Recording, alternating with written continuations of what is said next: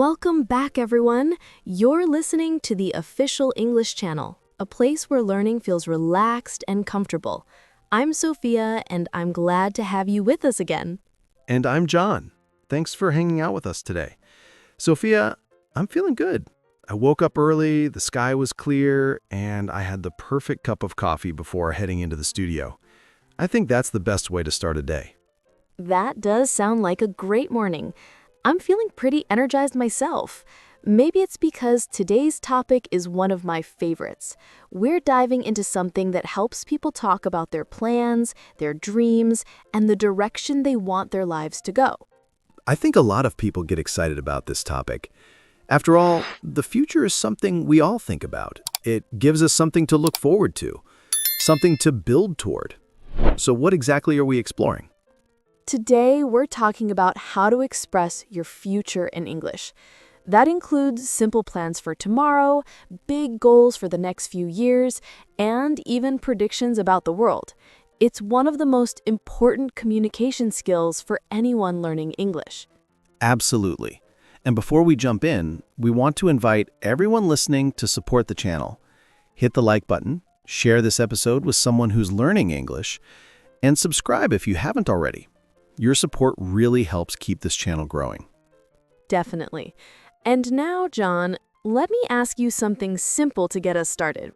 When you think about your near future, what's a small plan you already have? Something you're planning to do soon?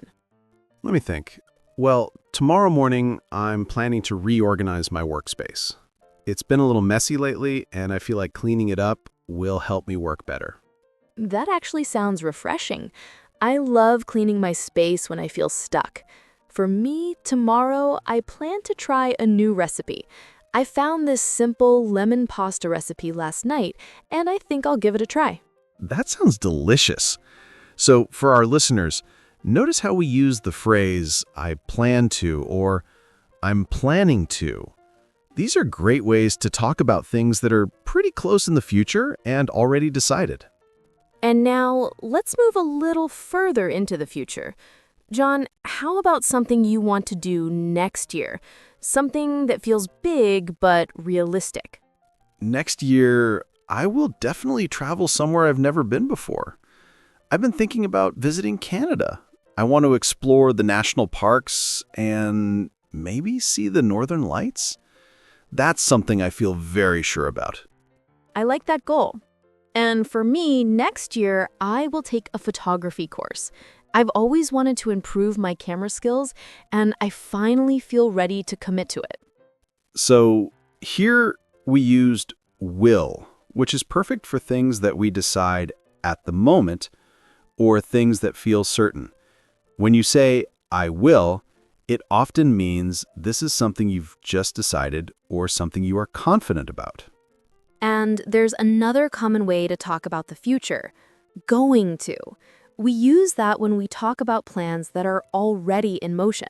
For example, I'm going to meet a friend this weekend. We already made the plan, so it's set. Right. And I'm going to start a new workout routine next month. I bought the equipment, so I'm committed to it. Using going to shows that you've already taken steps toward the plan. So imagine this. Someone says, I will start exercising next week. That usually means they decided just now. But if they say, I'm going to start exercising next week, it means they already prepared for it. Maybe bought shoes or chose a workout program. That's a great way to explain it. And then we have another pair of words that are helpful. Might and may. We use these when we're unsure. For example, I might visit a new restaurant this weekend, but I'm not totally sure because it depends on my schedule. Exactly. Or it may rain this evening. We aren't sure, but it's a possibility. So if we put it all together, will equals strong certainty or a decision made right now. Going to equals a plan that's already decided. Might or may equals uncertain things or possibilities. Now let's bring these into real-life examples, the kind of things people talk about every day. Many people talk about travel. Someone might say, I will visit Europe one day, or I'm going to go to the beach next summer. Another common area is career or studies. People often say things like, I will apply for a new job, or I'm going to start a training program. Yes, and then you have skill building. People might say, I will learn to cook better, or I'm going to enroll in a language course. Speaking of learning, I'm going to continue improving my Spanish. It's a slow journey, but I'm enjoying it. That's a great plan. For me, I might start learning how to garden. I'm still thinking about it, but I love the idea of growing my own herbs. Gardening sounds therapeutic. Family plans are another category people talk about often. For example, I will spend more time with my parents, or we are going to have a family gathering next month. And then there are lifestyle goals. People say things like, I will eat healthier this year, or I'm going to exercise more. These are very practical and common. I think everyone has at least one health-related goal. And possibilities too. Someone might say, I might cut down on sugar, or I may start yoga. Now, John, I want to ask you a little challenge-style question. What is something you will do next week? Something you're sure about? Next week, I will finish organizing the files on my computer. I've been postponing it for a while, but I'm doing it next week for sure. Good. Now, something you're going to do this month, something already planned. I'm going to attend a workshop on digital storytelling. I signed up last week, so it's happening. And now something you might do next year. Next year, I might buy a new bicycle. I've been thinking about cycling more, but it depends on my budget. Those are solid examples. Now my turn. Next week, I will help my cousin with a school project.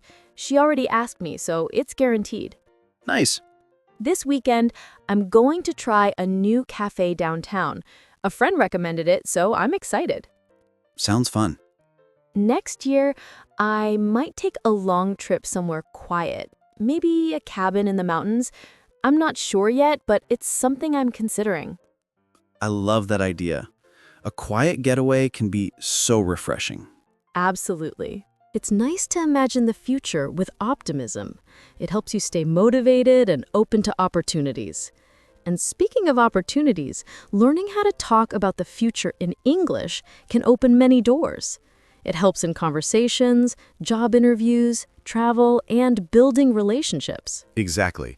When you can clearly express what you want to do, what you hope to achieve, or what you expect to happen, people understand you better. It's an essential part of communication. And now, let's push the conversation further.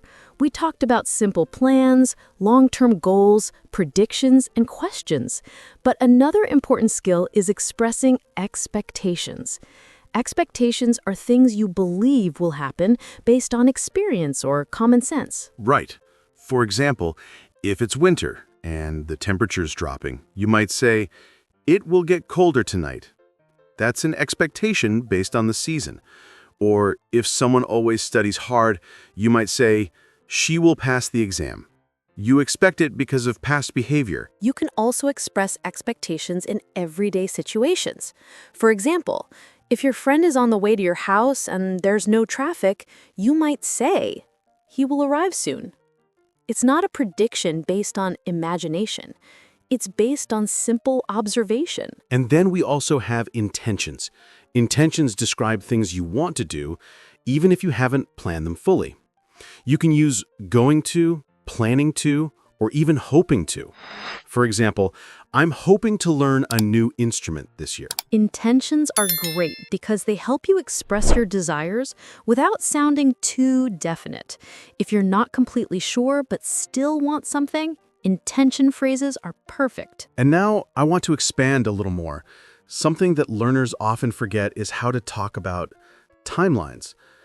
When you discuss your future, it helps to use time expressions like tomorrow, next week, in 2 months, someday, in the future, later this year, or soon. Yes, these words anchor your plan in time. For example, I will travel soon. I'm going to move next year. I might change jobs in a few months. These time expressions make your sentence clear and meaningful. That's true. And sometimes people talk about the future using conditionals. For example, if I have time tomorrow, I will study English. Or if the weather is nice this weekend, I'm going to go hiking. These sentences show that the future depends on a condition. Yes, conditionals are great for expressing possibilities. They're very common in natural conversation, so listeners should definitely practice them. Before we move on, Sophia, let me ask you something fun.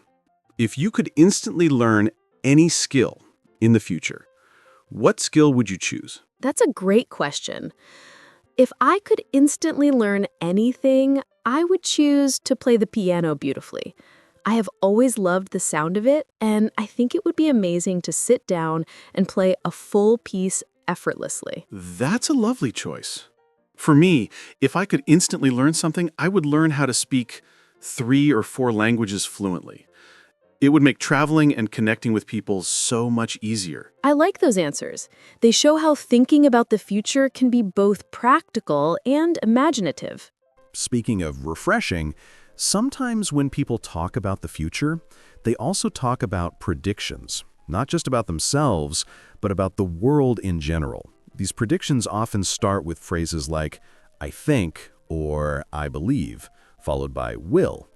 For example, I think people will rely even more on technology in the coming years. Absolutely. That's a good point. And predictions don't always have to be serious. They can be fun or imaginative. For example, I believe virtual reality will become part of everyday life.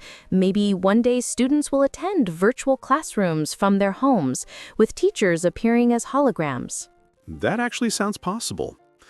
You know, when people make predictions like that, they usually aren't talking about personal plans. They're talking about expectations, hopes, or guesses based on what they see happening around them.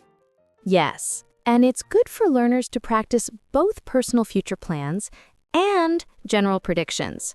It helps build confidence in conversations.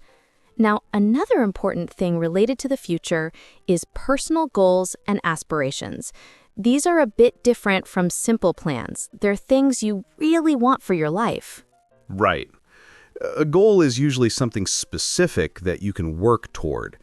For example, my goal is to read at least 1 book every month. It's achievable and clear. But an aspiration is more like a dream or a long-term hope. One of my aspirations is to write a children's book someday. I love that. A children's book would be such a meaningful project. One of my goals is to learn new vocabulary consistently. I want to learn at least 10 new English words every week.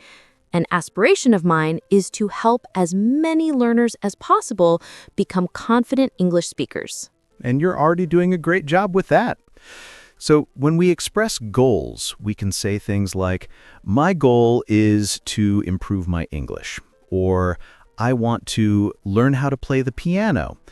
For aspirations, we might say, my dream is to travel the world, or I hope to build a successful career.